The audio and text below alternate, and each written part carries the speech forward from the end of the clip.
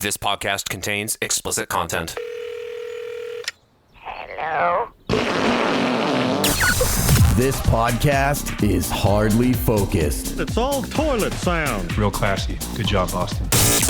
Part of the Solid Listen Podcast Network. What if I want to have sex before I get married? Well, I guess you just have to be prepared to die. What the shit does that even mean? Dissecting the news, one tangent at a time. When there's nothing left to burn, you have to set yourself on fire.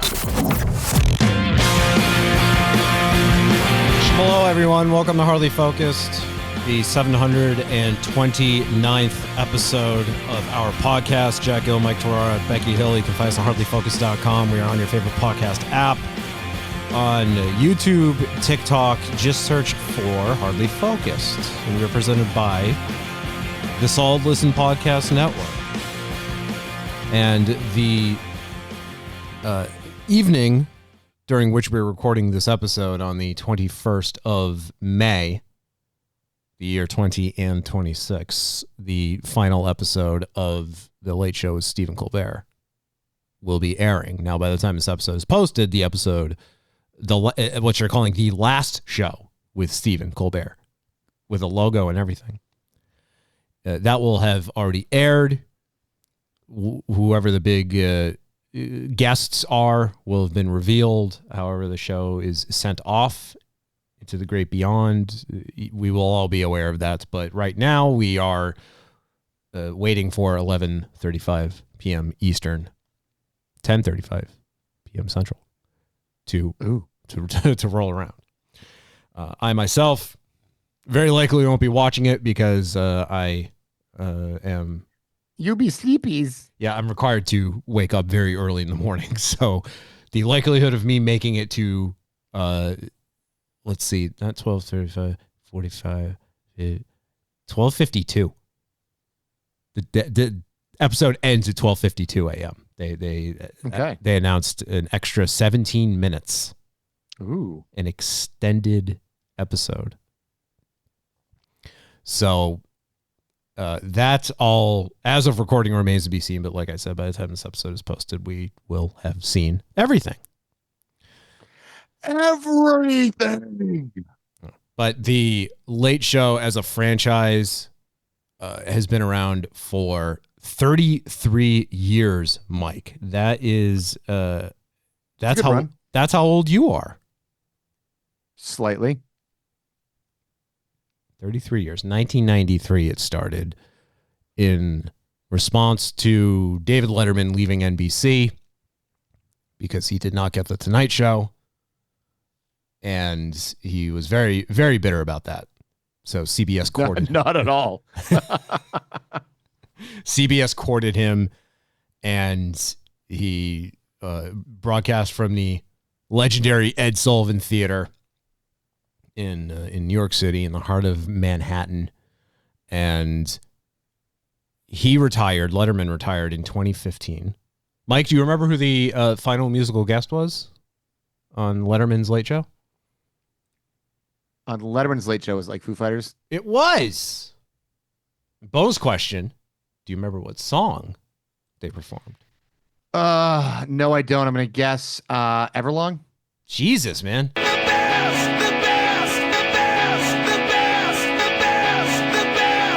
That's what you are. You're right. It was Everlong. That's what happens when I do years and years of trivia. Deep in the recesses, I'm sure that was asked. And I'm like, oh, okay. Yeah, they were the musical guest in the year 2000. When Letterman had his open heart surgery in the year 2000, he requested that Foo Fighters be the musical guest for his first episode back after recovery. And I believe the band actually canceled their South American tour so they could fly back just to for this. America. Yeah, just to perform on his show. So they actually last week performed on Colbert's Late Show.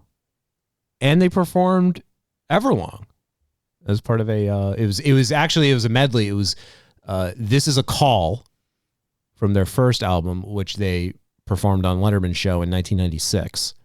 They played the first half of that and segued into Everlong.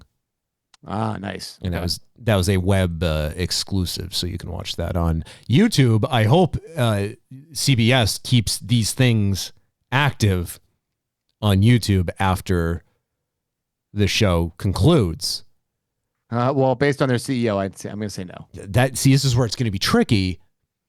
If you follow Letterman on YouTube, you will get daily updates from his channel because Letterman owns all of his own content. So he can do whatever he wants. CBS owns The Late Show with Stephen Colbert. So the second he's done, they could just wipe him from existence like Conan got wiped when he left NBC, which will be very unfortunate if that happens. We shall see. So and nothing else. There'll be pirated versions up there if it does. Internet Archive. Yep. It'll be up on the entirety of Conan's Tonight Show is on the Internet Archive. Like if you ever want to watch it, all 145 episodes are up there. All one episode is up there. Oh. Technically, there's 146, but Conan suffered a concussion during taping of one episode, and they had to end the taping early, and it never aired. The only clip that exists from that episode is Conan smacking his head and getting a concussion. The super secret concussion show. Yes. Becky and I went to a Colbert taping back in October. Yep, and I wore my bright orange shirt. And we were on TV. And we saw us on reruns. Yeah, we were front and center. Did you say anything out loud so you can get your SAG after card? No, like we were screaming our heads off, and we were basically drowned out in the din of the audience. I was praying to God no one on stage noticed me to talk to me. With your bright orange sweater. Well, I didn't think it would be front and center like that. It was a little too much, and then I said, "Oh God, if they talk to me, I'm done." When I say front and center, I literally mean we were in the front row in the absolute center of the theater. Yeah, it was marked not right in front figurative, of us. literal. Like Stephen Colbert was standing feet away from us. We could smell him, and cameras were the camera that he talks into during his monologue was directly in front of us. The girl next to me turned to me and was like, "What the fuck? How did we end up here?" And she said it nervously too. Like we just wanted a good seat, but we want, like, I would have been fine one row back. Yeah, I was happy for you, but I was happy for you, but I was also freaking self. I was yeah. The second I realized what was happening, I was like, "Oh, I didn't mean for this to happen." Paul Mercurio, he is the warm-up comic for The Late Show, and Paul Mercurio also the guy that inadvertently got Opie and Anthony fired during the Sex for Sam contest in 2002. At least he bounced back to some degree by being the sole warm-up comedian for Colbert. Becky petrified because she is wearing a bright orange sweater that Mercurio is going to pick her out of the crowd and pull her up on stage. To be polite, I nodded. He was, I don't know, he's like, "Men, am I right?" And I was like, "Yes," because that's what you do. And so he then went to talk to me, and thank God some woman in the back like jumped up and really wanted attention and saved me from that moment from having to explain why I hate men. Well, you were sitting next to one. I would have blanked. Yeah. It's that the dude sitting to my right got pulled up. Yeah. And yeah, no, but everybody that got, what I remember about that is everyone who got pulled up on stage seemed very comfortable. Like they weren't panicking. They didn't seem nervous. There was that one girl, and she was there with her uncle, and her uncle, I forget what comedy club he was performing at. Because remember, he was doing a gig, and he was like plugging the gig that he was doing. Yeah, and then we found him later. Yeah. But his niece, and I remember her name was Katie. You would remember. And she was cute. Well, she was what I loved is that she's looking around. She's standing on stage and she's just looking around like the way the Terminator kind of looks around the police station before he says, "I'll be back." She was just kind of scanning the theater, and you could just see the look on her face. She's like, I need to face Paul's rifle in the 4-watt category. Hey, just what you see, pal. No, she's looking around like, I'm fucking standing on stage at the Ed Sullivan Theater. Like, this is happening right now. And then she just snapped out of it and just went along with whatever Bit Mercurio was doing. But I thought that was cool. Very cold in that theater, by the way. Very cold. Is it because the lights put so much heat out, they automatically like crank the AC? Yeah, all the equipment that's in there. It's heavily air conditioned year round. Becky kept hitting me on the shoulder because she noticed that despite wearing a sweater, I was like tucking my sleeves into one another, doing everything I could do to try to warm up. And she's like, "You're on camera." I in the end, you literally never saw us. You just saw my big sweater the second when the doors open. Yeah. But they never pinned to us again. They never did. Yeah, they usually when they do the audience pan, they show the balcony, everybody in the upper rows, in the cheap seats. Yeah. And fun fact. And that was also, by the way, that was my second taping. And both tapings I got in the front row. And Becky, didn't the people behind us tell us that they put the beautiful people up front? Yeah, like the most attractive people. They made a comment. Must have been some real uggos in the back then. Yeah, right. It was like an older couple, and they said something about us being younger, so it was going to work out for us, and that made me really sad.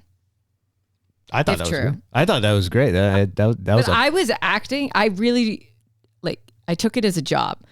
I have never been to a live taping of anything. It was my very first one, and I wanted to be the perfect audience member, so I was trying to find the right balance. Like I was acting like I was slightly extroverted. It was performance art. Mm-hmm. And I was playing along, following instructions and doing. I am an extrovert. Yeah. Extroverted. Okay, go. All right. But not too much. Not too much. Oh my God. Okay, pull back. Oh my God, Right. This is exhausting. Oh my God. And I treated how we stood in line as knowing they were going to be watching me. It was my audition. And Jack, I was literally doing it for you. And this whole time you were none the wiser, but I was trying to help get you a good seat. And then it was like, what the fuck? How am I sitting here? I want to go home. Yeah. And, Becky, you're not the biggest Colbert fan, but you.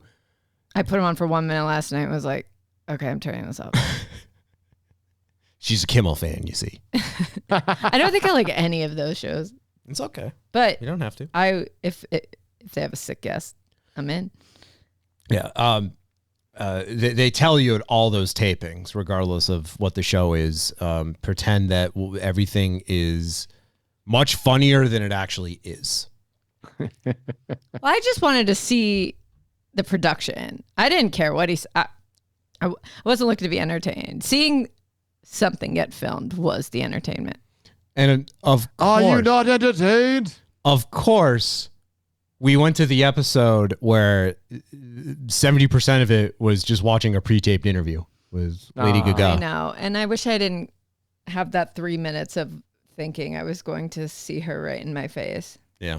But at the same time, we probably got into that show because there was no guest. Everyone who was there. No, actually, that's not true. Well, there was another girl next to us thought Lady Gaga was going to be there, and she was disappointed too. But Colbert, like he always does a Q&A with the audience, and he did an extended one because even he knew, like, hey, you guys kind of got gypped. You know? Honestly, the funnest part for me was seeing Conan O'Brien. And he wasn't even there. He just walked by us. I know. I know outside. We recently recapped it all, but like that was just seeing him standing in line. I was like, what? And he told you. He's like, he shushed you. Yeah, that was a good day. That was fun. It's the silent nod side of it.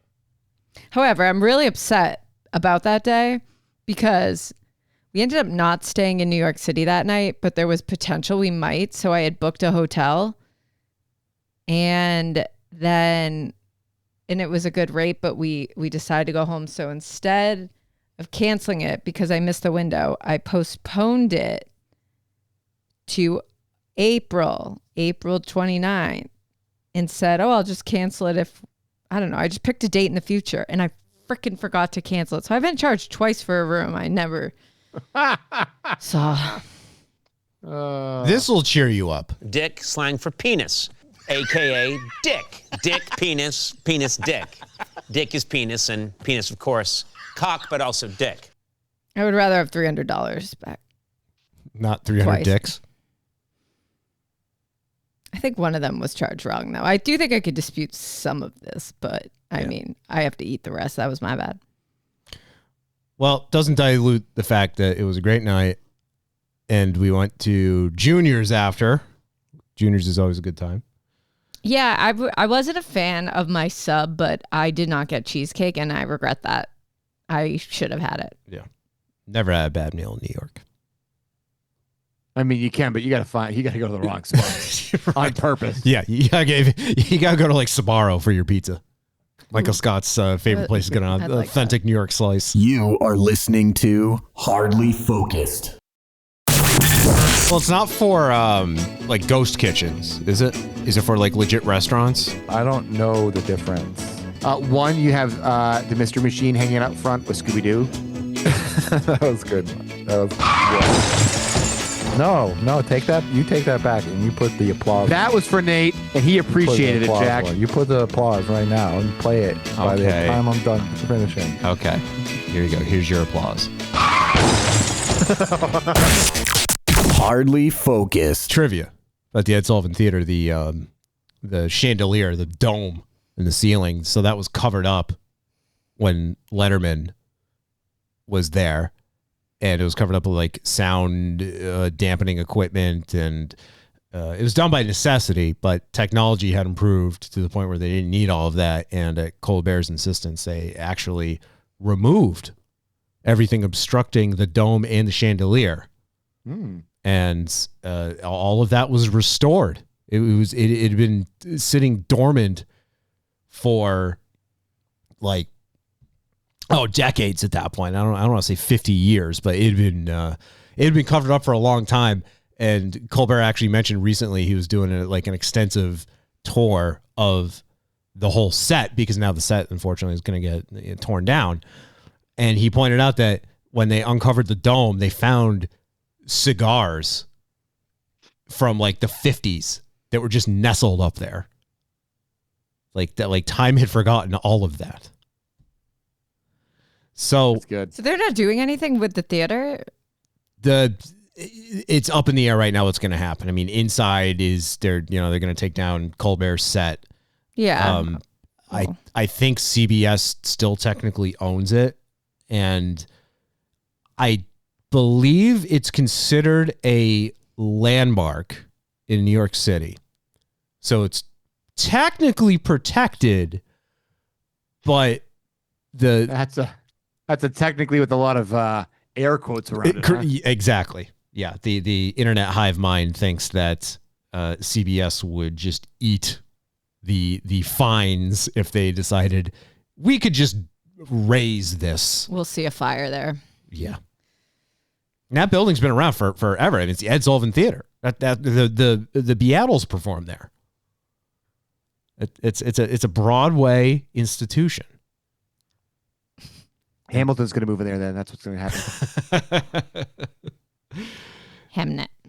So Letterman I think he only ever appeared on Colbert's Late Show, I want to say only twice.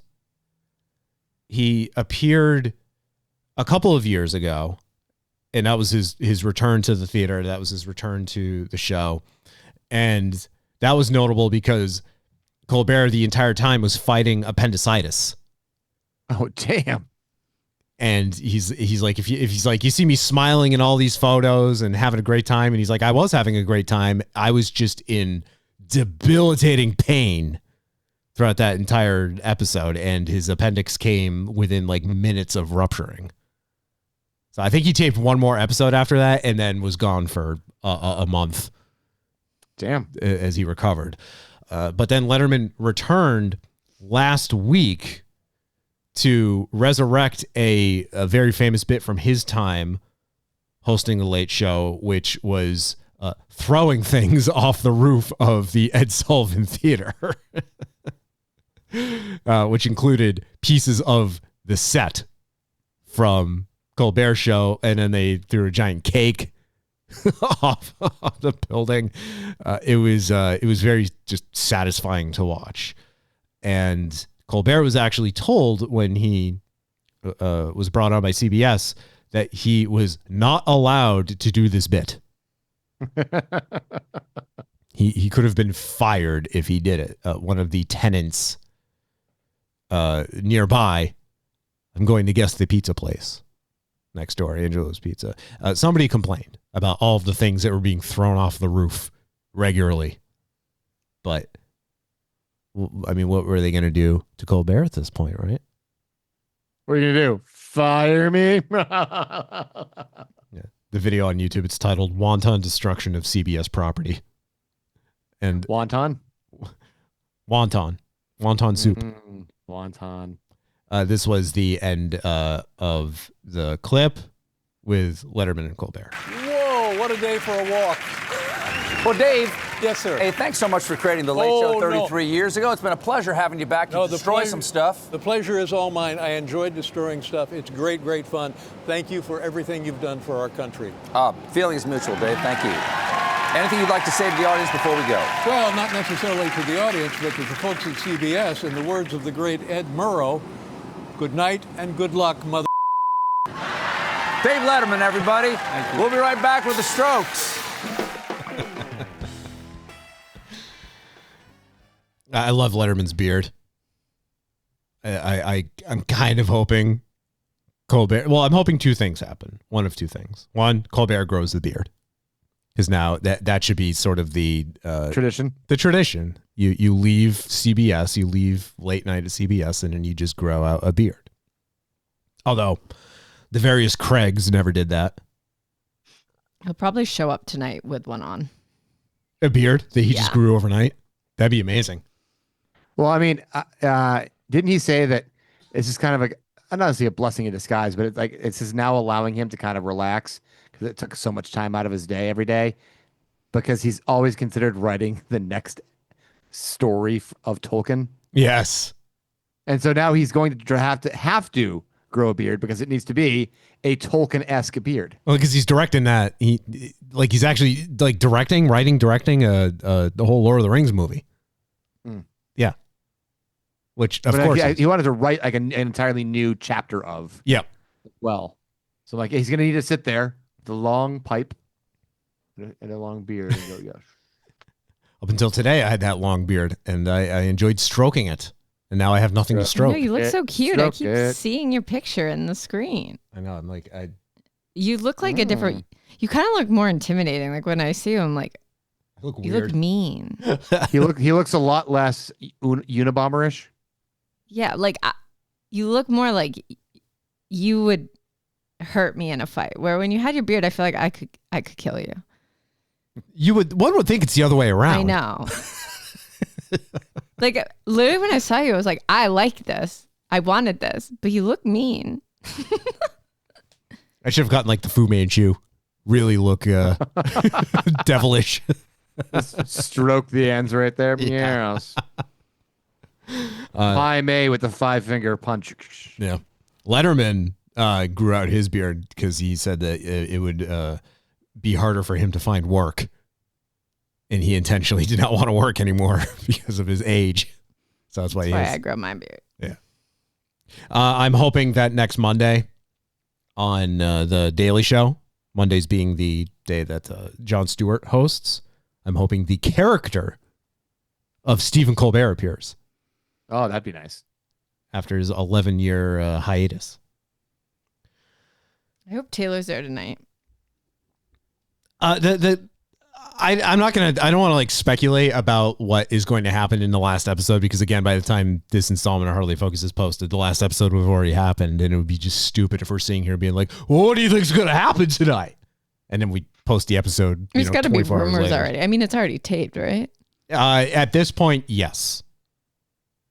Another. They tape at what, 4:30? Start. Is that what it is? Yeah, it's like 5. It gives them enough time afterwards to, do any necessary edits before it's sent off to CBS. I learned recently it was always known that the first episode of the show, September 8th, 2015, it almost didn't air.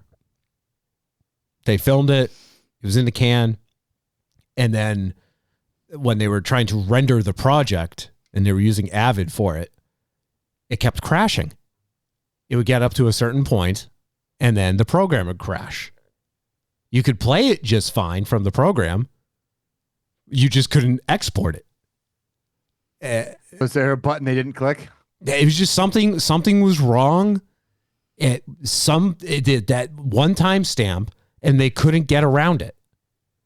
And they almost didn't air it. And someone, like one of the production guys, like one of the head guys, just said, connect this computer to CBS's like satellite feed and I'll just play it off my computer. So what broadcast that night was just broadcast, like you put Avid into full screen mode and just played it from his computer. And do I need to extend the screen or add a screen? Which one do I do? Be funny if he was using like a free version of it, so there's just a giant watermark on screen throughout the whole broadcast. Well, Colbert took in the, I'm going to say last night's episode. Now it's 2 nights ago after this episode is released. Colbert has been doing the Colbert questionnaire since 2021, the inaugural one being with Tom Hanks. Colbert said he would never take it himself unless his show came to an end, which means he finally took the questionnaire.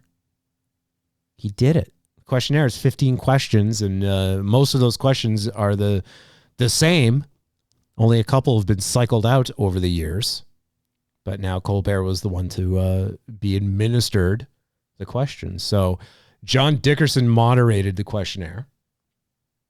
Dickerson was a longtime contributor, newsman, host at CBS, and then he was the host of the CBS Evening News for approximately 1 year, and then he quit, as many CBS employees have in the last year.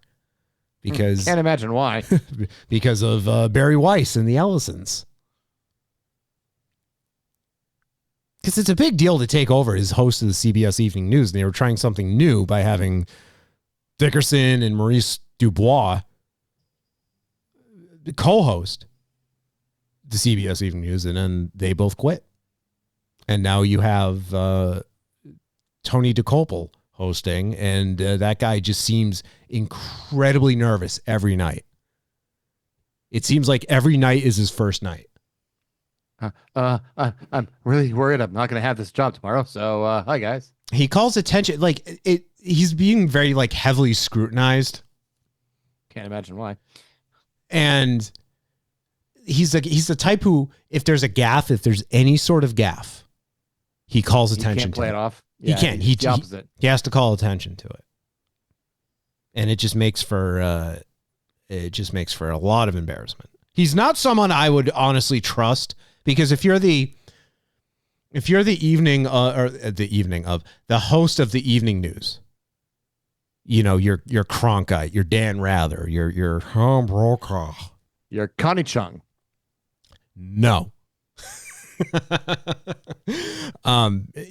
In times of importance, you're the person that is thrust to the anchor desk to guide America through whatever the issue is. Think 9/11, for example, when you had like Peter Jennings on air for like 72 straight hours. I would not trust Tony DeCopel to do that. I think you would be a stuttering, stammering mess the whole time. He would certainly not make me feel comforted. Confident, comforted. Yeah. Not More just consternated. Correct. Dickerson, yes, I would trust him. So the questions that are asked in the questionnaire include best sandwich, Steven's first concert, apples or oranges, cats or dogs, and if Steven ever asked a celebrity for an autograph. And it wasn't just Dickerson who was asking him the questions. Dickerson actually asked the final question. It was a slew of celebrity guests that included Billy Crystal, Weird Al, Josh Brolin, Martha Stewart, Mark Hamill, and even Colbert's wife, Evie. And the number was 3, by the way. There's always the question, what number am I thinking of? And then Stephen always said, wrong.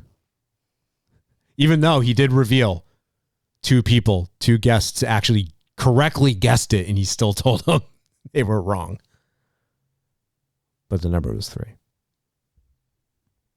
So that's because the number of counting shall be 3. You are listening to Hardly Focused. This podcast contains explicit content.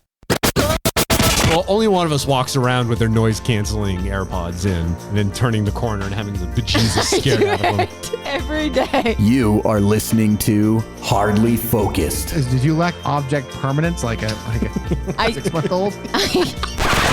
Mike, I think that regardless of the content, the amount of jokes that were made at the expense of the current administration, Colbert was always going to have a target on his back.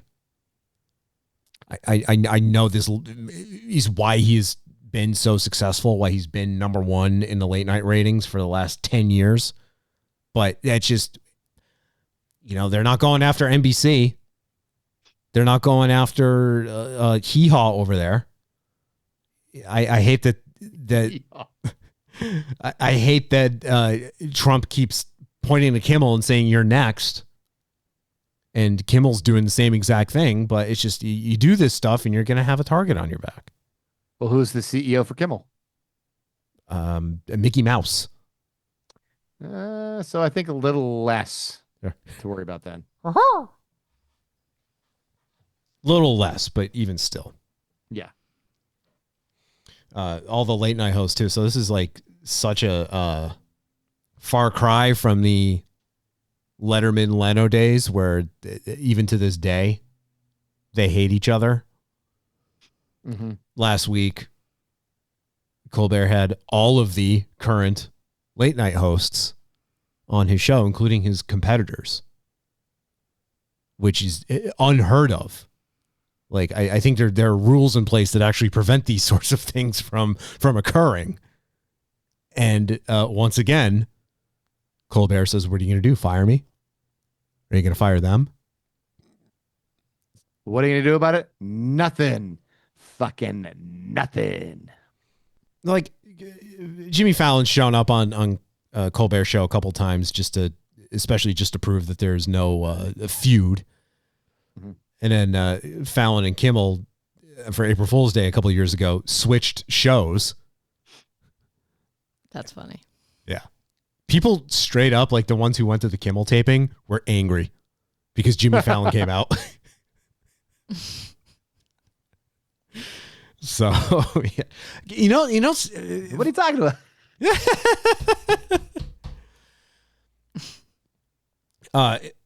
Corden, when Corden left the Late Late Show, and then when he left, the franchise ended with him. But it was a pre-taped sketch, but they had every late night host in that sketch, including Letterman. Like, they all showed up. But with Colbert, it was the first time in a quote unquote live setting that all of the hosts were together, like sitting at the desk, sitting on the couch. It's because we were given a year's notice almost that the show was ending. It just, in the back of your mind, you just know it's coming to a close, and now it is officially it's officially come to a close. Because when you think it's all over, it's not over. I do take a little bit of I guess solace. Yeah, that Colbert turned down a 5-year deal 3 years ago. Mm-hmm. I mean, he's in his 60s now. I think he's 62. So he turned it down. They gave him a 3-year deal instead. And I think he was anticipating, if I remember correctly, he was anticipating he would be offered another deal at the conclusion of this one, and then potentially just turn it down right then and there, but wasn't expecting to not be afforded that opportunity because he was doing so well, right? Like I mean, this is the problem. This is the same thing, the conundrum that came up with NBC in Leno in 2004. You're consistently number one in the ratings. So why would you think that your employers would then tell you you're done? That's it. You're fired.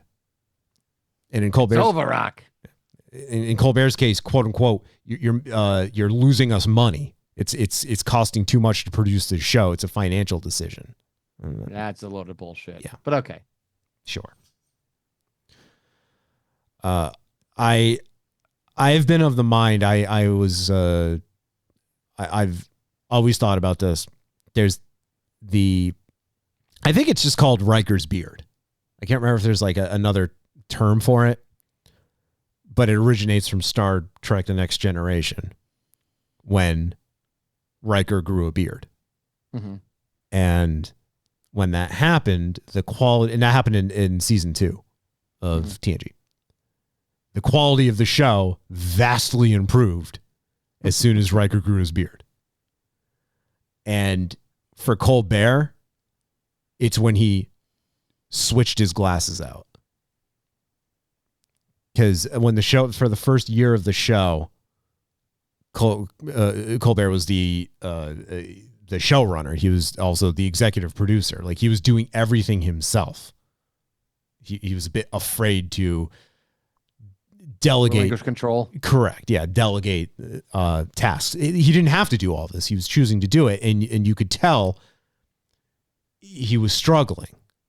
The ratings weren't great. His interview style was actually terrible. I actually was very off-put during, like, early on in the show, because the way he would interview people, you cut him off. You would ask him a question, they'd start to talk, and then you would just cut him off. Much like I do to everybody. So then Chris Lick came in, who, if you remember, was the CEO. He actually left The Late Show to become the CEO of CNN and was ousted after a year, very famously, or infamously. But when Chris Lick came in, took over as the showrunner and the executive producer, the quality of the show began to improve. Stephen as a host began to improve, but something that changed was the type of glasses that he wore. So makes all the difference. I think that once he made that change, everything started to turn around. The show started to get better. And then once Trump got elected, then that's when he shot up to number one, because, for him, easy fodder right there. Going to be the butt of all of his jokes, and that's exactly what happened. And then beyond that, the best parts, in my opinion, of the Late Show is Stephen Colbert, Evie Colbert, his wife. And there's two reasons for that. First, they just have a really good dynamic. They seem like they genuinely enjoy each other's company. They get each other. They can riff with each other. You know what it's like? It's like you and Sarah, Mike. They have a very similar rapport. She internalizes what she wants to say, and I get the same, but I externalize it. She goes, "You said it out loud because I don't want to be the one saying this awful thing out loud, but you said it out loud, and I appreciate that. We're on the same level." Yeah. That's what it is, really. Yeah. And during the pandemic too, when Colbert was doing his shows from home, and then when they came up with the because they couldn't have a studio audience, so they built a replica of his office and taped from there. His only, besides like the camera crews and everything, his only audience was his wife. Evie was present in every taping. And you got to have at least somebody to kind of at least bounce off of too, because you're like, when you're normally in front of a studio audience, you're like, I can feel when it's going well and not, and I can kind of like lean into it or back off. Like, yeah, I mean that was probably a saving grace for him. Sure, I can relate to that. I can't. Becky's always telling me I should do like solo podcasts. Yeah. You should. I keep waiting. But I can't because I need someone. You've done it. A pod like you somewhere in the night. This is why I can't do a solo podcast, because then I don't have things like that.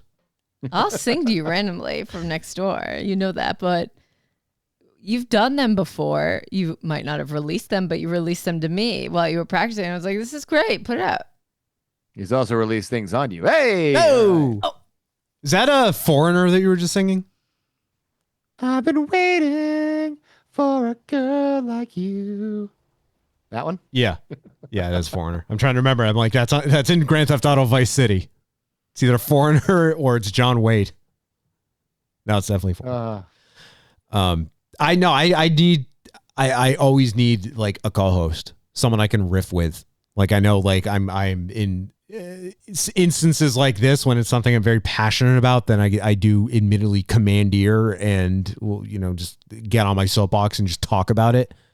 But I like having the two of yous here to interject and we're bouncing things off each other.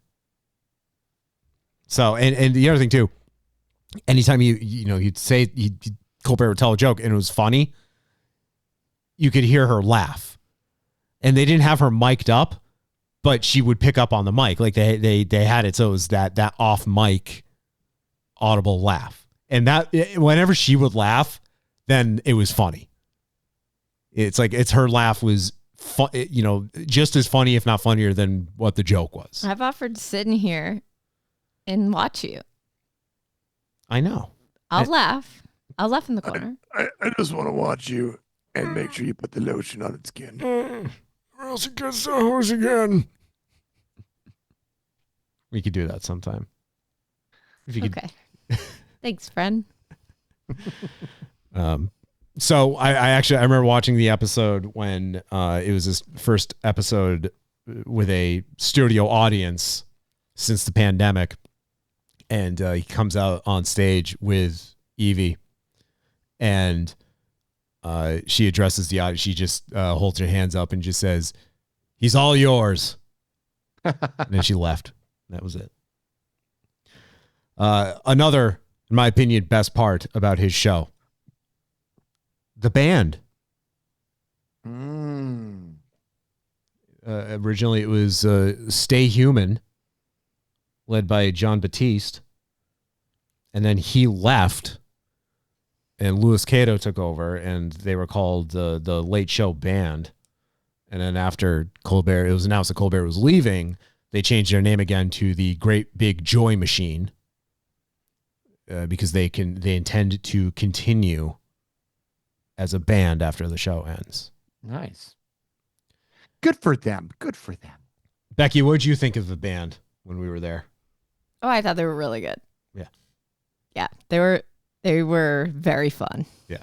Insanely talented. Very talented. Yeah. And it's all the same. It's been all the same people too throughout the entire run. I mean, they were all part of Batiste's band, and they stuck around even after John left. Mike, I don't know if you recall this, but when Letterman went to CBS, a lot of things were retained by NBC as intellectual property, and NBC owned the IP of the world's most dangerous band. Oh, really? Yeah. So Paul Schaefer couldn't call his band the world's most dangerous band like he did at NBC. So instead, they called themselves the CBS Orchestra. And then when Letterman's show concluded, they were able to, for the first time in over 20 years, perform as the world's most dangerous band.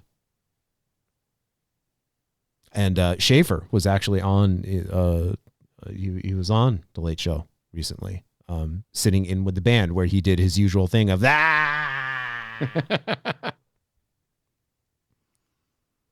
Colbert would, be standing up on stage and be like, well, Donald Trump did it again. And then you hear Schaefer just go, yeah, Donald Trump, he's the president.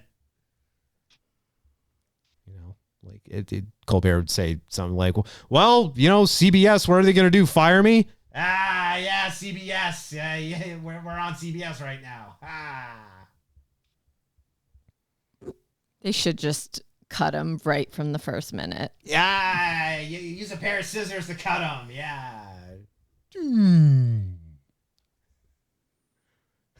Accurate. That's what Schaefer would do. He would add nothing. We're talking about how I need someone to talk to bounce things off of. Letterman would just bounce things off of Schaefer, who would then just either repeat what he just said or offer some sort of observation that no shit, Sherlock. Thank you, Paul. This podcast is hardly focused. Oh, that's not good. This is what you wanted. You put a joke on your shirt. You're asking for this. That's your fault. You are listening to Hardly Focused. That's why I wear no words on my shirt. You're wearing a shirt right now that has Jawbreaker on it. I am wearing a Jawbreaker shirt right now. Would you say you're accident prone?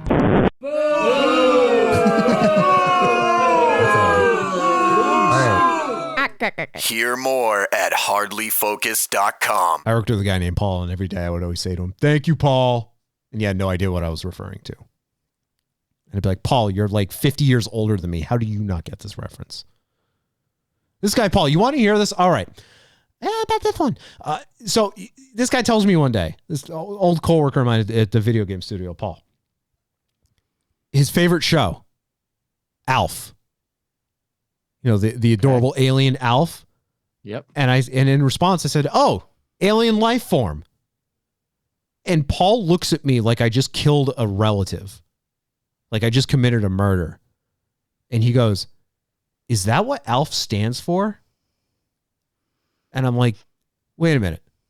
Your favorite show is Alf and you didn't know what ALF stood for?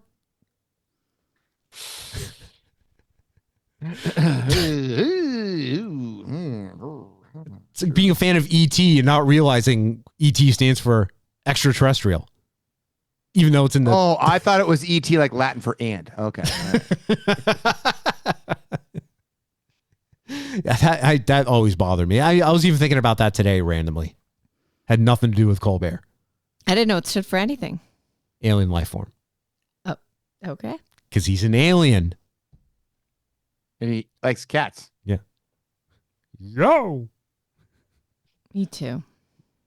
Not Colbert, though. When he was asked if he likes cats or dogs, he said, dogs. Well, I like dogs too. Can I pet your dog? Yeah. Did you hear that, Becky? Pet that dog. I want to pet that dog. Can I pet your dog? Can I pet that dog? No. Can I pet that dog? No. Can I pet that dog? No, he's Can I pet that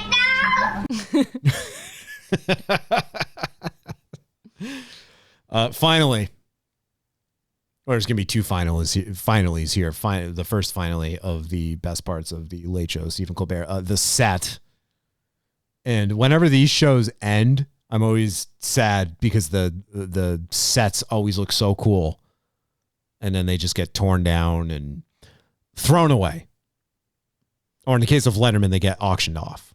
Some pieces get auctioned off anyway. But Colbert's set was really cool. He had just all elements from his Comedy Central days just kind of interspersed throughout, including the Captain America shield.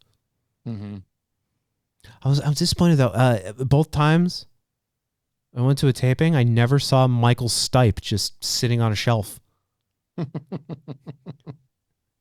Never happened. I was also they save that for special days. Yeah. I was also really hoping that Stipe would have been his band leader too before he announced Baptiste, but that was just wishful thinking. Finally, and for real, finally. Sure. This podcast, Hardly Focused, continues to do very well on Threads at Hardly Focused, because my success on this platform comes from sharing content that is not mine. Aren't we all the same like that? And in this case, it was sharing a clip from Colbert's first monologue from his first episode of The Late Show with Stephen Colbert from September 8th, 2015. Hello, nation. Folks, I don't know what that means. Well, folks, if I knew you were going to do that, I would have come out here months ago. Thank you for all joining me for my first episode of The Late Show with, starring Stephen Colbert. I am he. You are all witnessing television history, and like most history, it's not on the History Channel. And I am so excited to be here right now. I am also so excited to be at home 6 hours from now watching this on TV. Hi, me.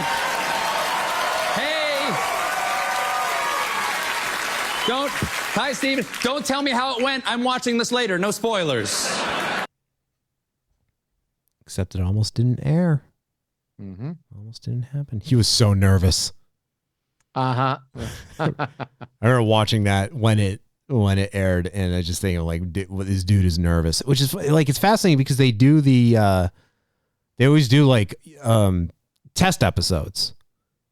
This isn't like his first time coming out on stage and doing this. Like they do a bunch of test episodes running up to it, and yet they always still seem super nervous when they're doing the first episode, because it's like when they do the test episodes, they have audiences. They'll have like a full audience. Yeah, but it's interesting, a dress rehearsal and the opening night performance, even though you're going through the same motions and you've got a couple of people in the crowd, like it's just not the same. It's just not the same. Yeah. Maybe it's got to be like a security blanket too, if you screw up during. Exactly. Like, hey, if I screw up, it's not going to make it air, and millions of people aren't going to see this. Who cares? Well, it's not like they're doing it fully live. I mean, it's live to tape, but if there are errors made, they can correct them. Becky, I think when we were there, this definitely happened in my first taping. It might have happened when you and I went too. He flubbed a joke during the monologue and then just started it over. Yeah. And he called attention to it too. He's just like, I'm going to start that over. And, he really screwed one up.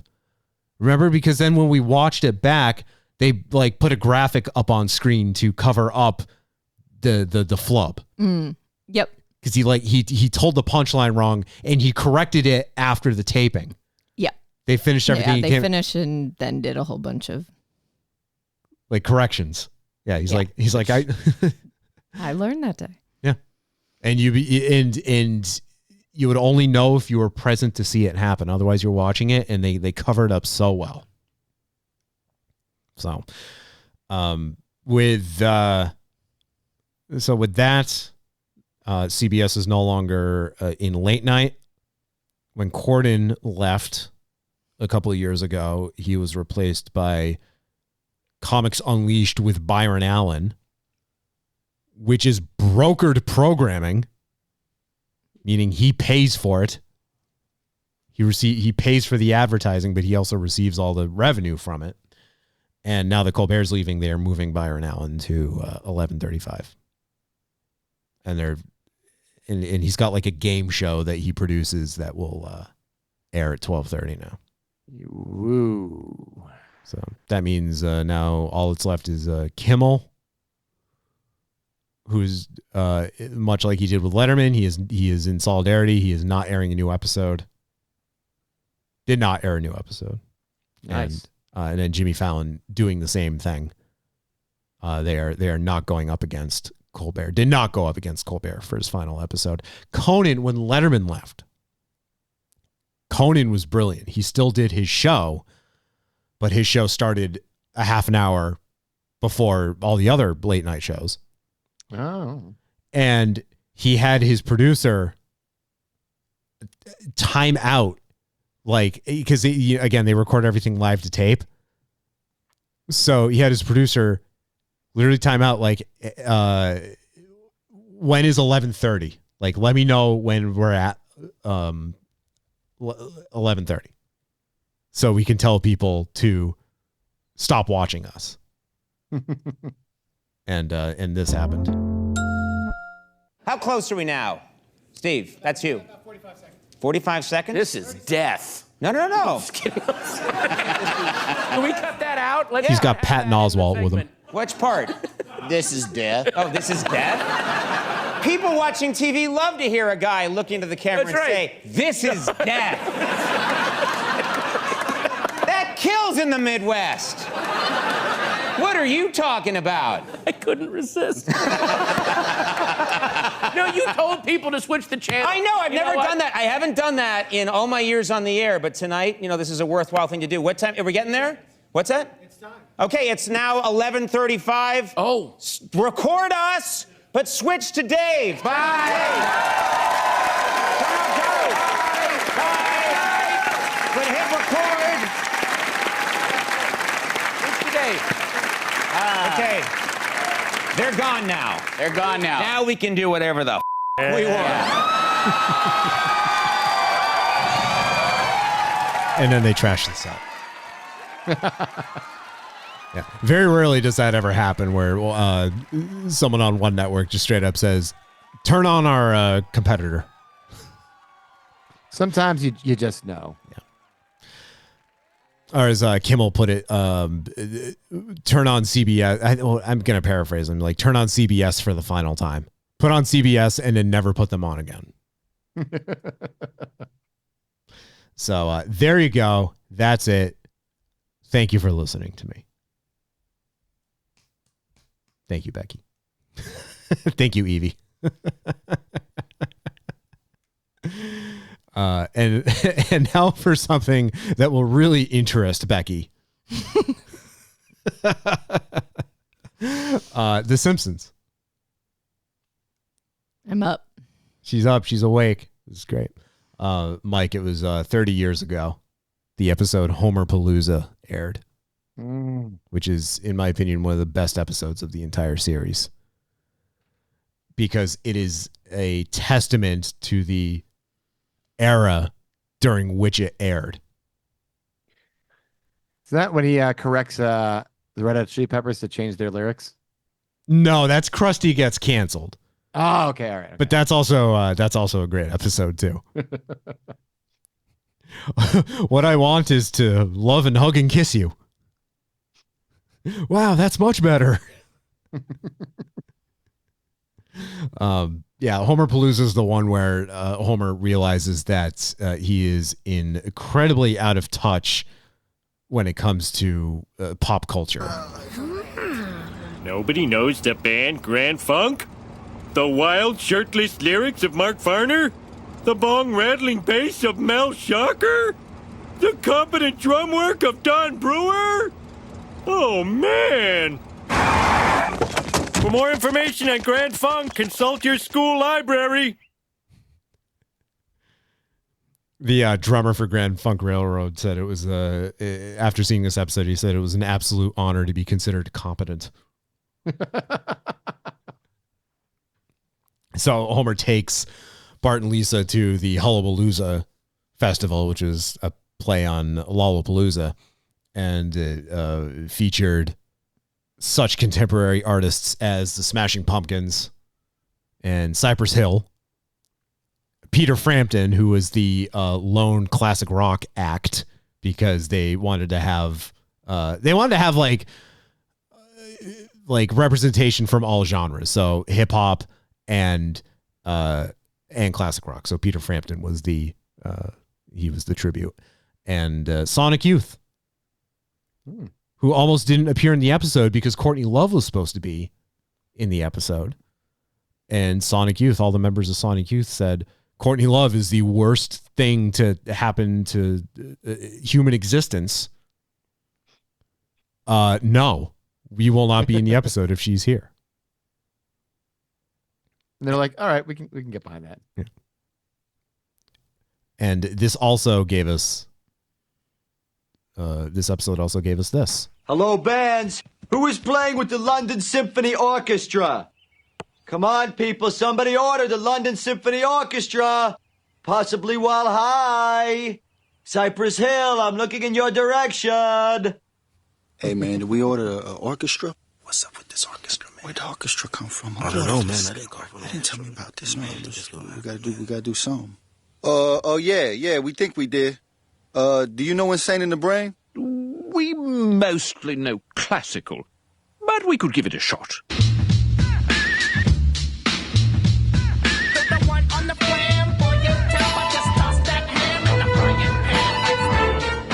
This I like.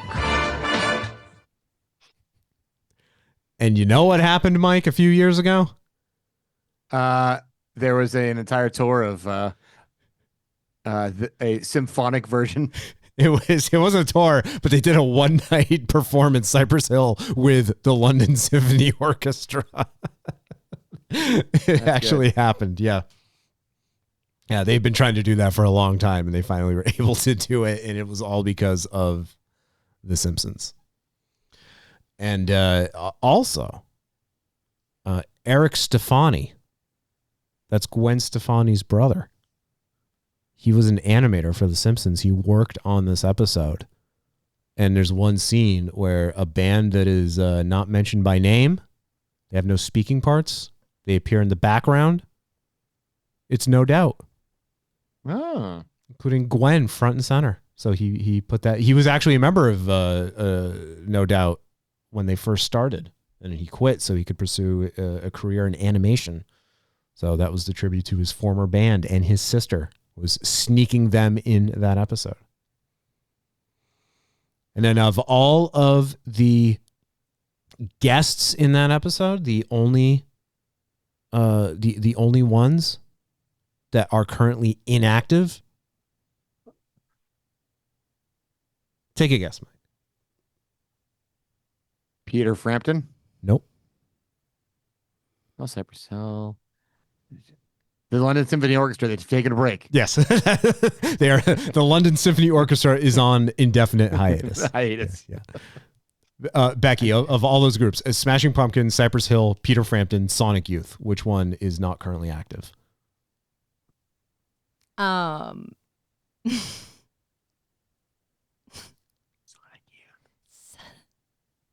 Cypress Hill?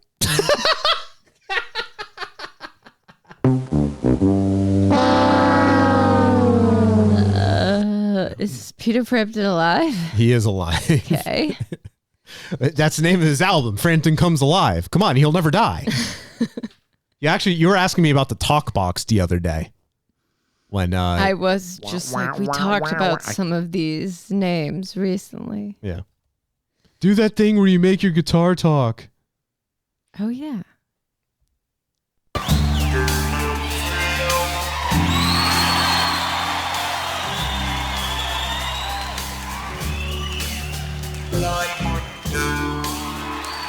Man, that guy's guitar is talking.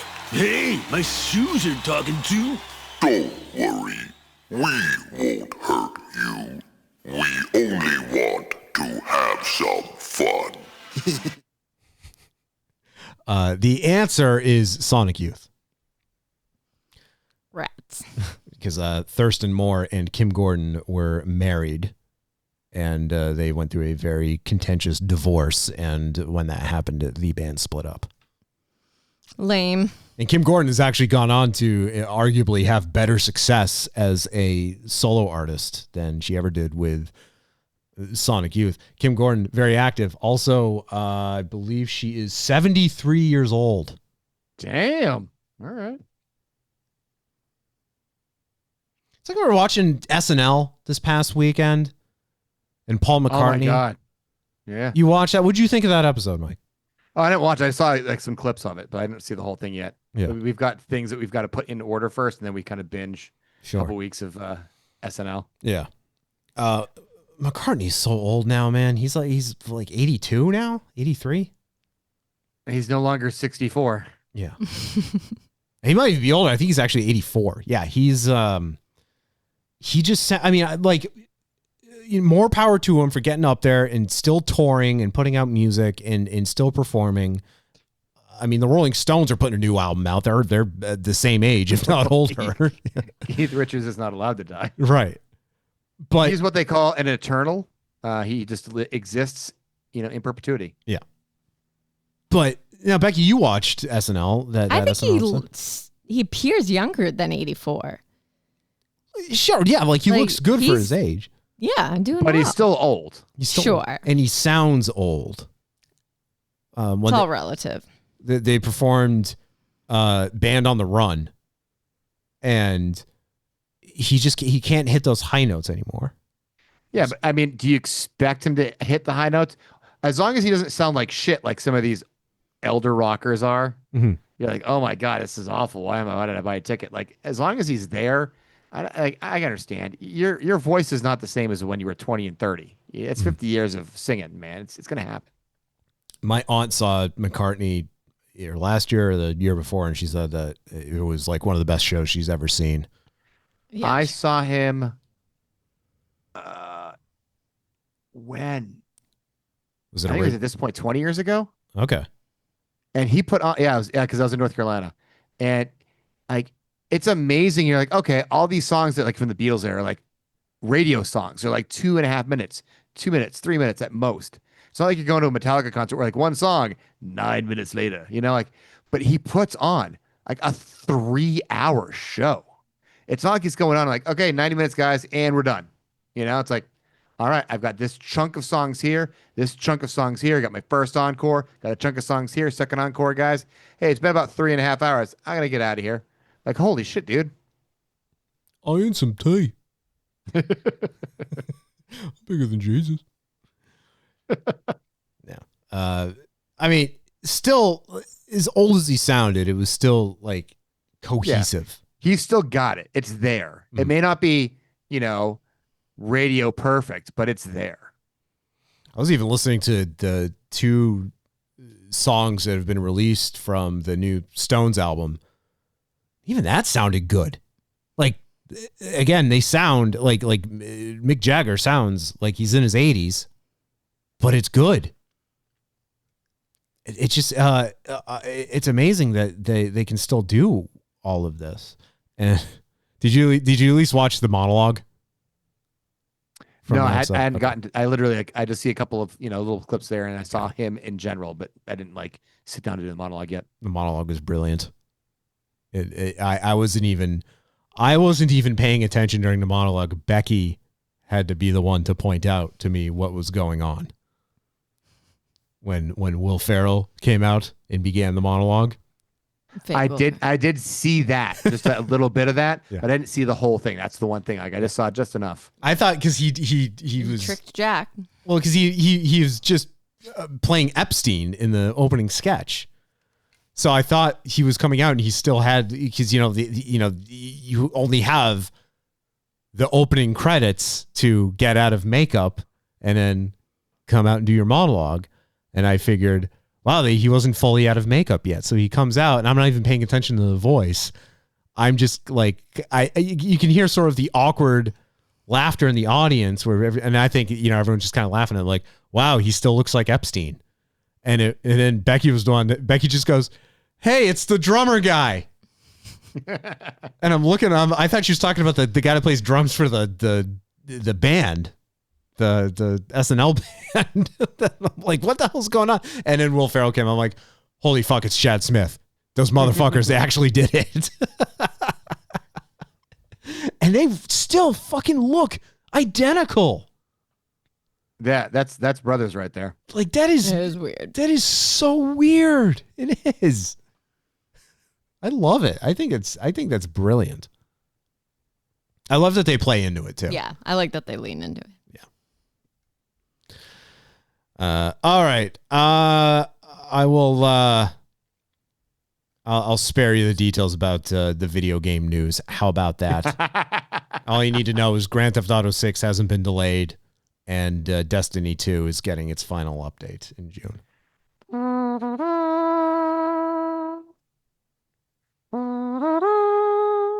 Yeah. Yeah.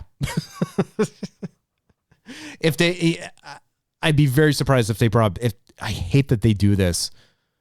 It's called vaulting. I talked about this a few weeks ago, but the content that has come out for Destiny 2 over the 10 years it's been out, almost 10 years, has been quote unquote vaulted. So you'll never be able to play it, which means that crucial parts of the game's story are no longer accessible, which means if you've never played the game before, you're going to have no idea what's going on because entire chunks of the game have been vaulted. So I think the best thing that they could do if they're no longer supporting the game, unvault all that shit. Make it a cohesive game again. There's no reason to just delete it from existence.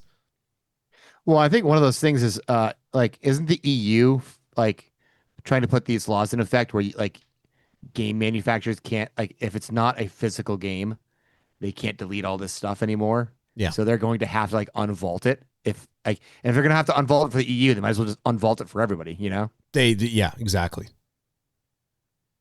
Yeah, it's consumer rights. It's such a dumb practice. I check my spam folder in my email quite regularly, mostly out of amusement, but every once in a while something will go in there that's not supposed to be in there. And I saw, and I always, I get those class action lawsuit settlement emails. It's like, oh, our records indicate that you use this product, you purchased this product, between X and Y date. So you may be entitled to a compensation of 2 whole American schmeckles. And I got one about the game The Crew, which that sparked the big debate about being able to use the product that you pay for. Because that was an online racing game that was shut down, and people were pissed about it because it wasn't free to play. You actually had to buy it.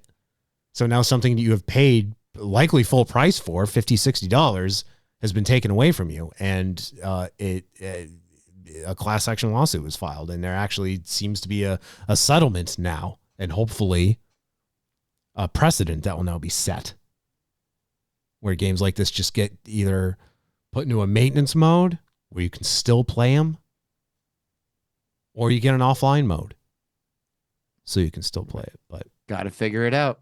Yeah. It's going to keep on happening. Imagine if Fallout 76 finally gets taken offline. I mean, it's doing successful enough that that'll never happen, but would you still want to be able to play it if they could put it into an offline state? Absolutely. That's the thing. It's like, I might not always want to, but I'm sure Nick would be like, hey, I plugged all this time in there. I want my money, bitch. Where's my money? You know? And your kid too. He's not going to understand the whole thing about why online games get shut down. So he's just going to be pissed. He's going to be looking at it from the mind of a 9-year-old, and he's not going to fully understand. And I'm not. Why do they do this, Daddy? Why? I'm not knocking Nick. I'm just saying Yeah. He just wants to play it, and you're gonna have to explain to him well, this is why you can't play it. because Daddy hates you. What? Why can't I play Fallout 76? Donald Trump. Donald Trump, he's the president. Yeah. I was like, buddy, there's a bunch of, that's the one reason. It's not actually true. Cooper's been in here this whole time, and now he's giving me a look like, will you stop it with the Paul Schaefer? It wasn't funny the first time. And will you stop impersonating the instruments too? The bass riff?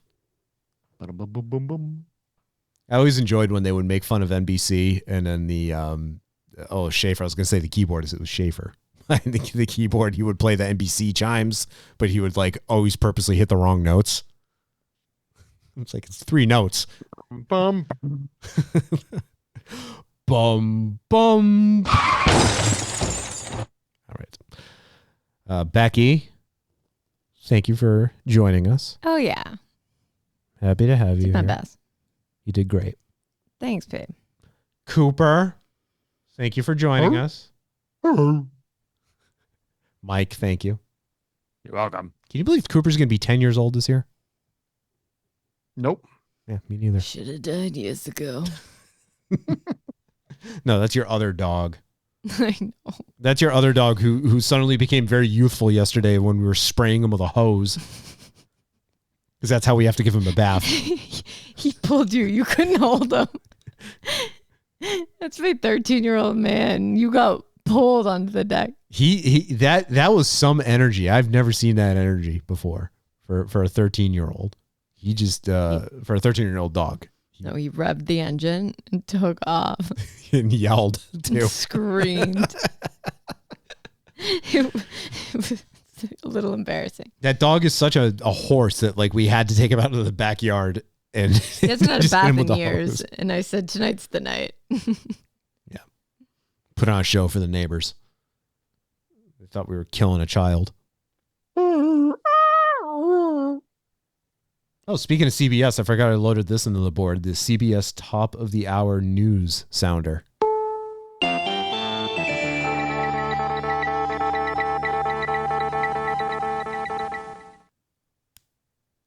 There you go. All right. Interesting. CBS News is actually shutting down. I forget when. I think it's at the end of this month, if not sooner. But the CBS News division for the radio, I should say. Oh, okay. Yeah, it's the when CBS Radio shut down many years ago and became Odyssey. The CBS News radio component was the only thing that was still going, and now that is shutting down because it too is a victim of Barry Weiss. That sucks. Can I pet that dog? No. Can I pet that dog? I don't watch Can I pet that dog? No, he's Can I sleeping. pet that dog? All right. For the rest of you, thank you for listening. We are hardly focused. We will talk at you next time. No ass bitch.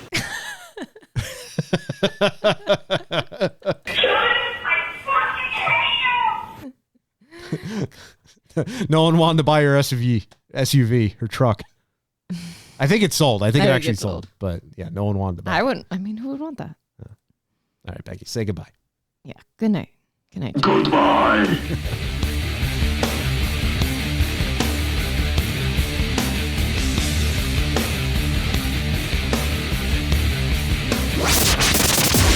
Privatization may not have happened. This has been a presentation of the Solid Listen Podcast Network.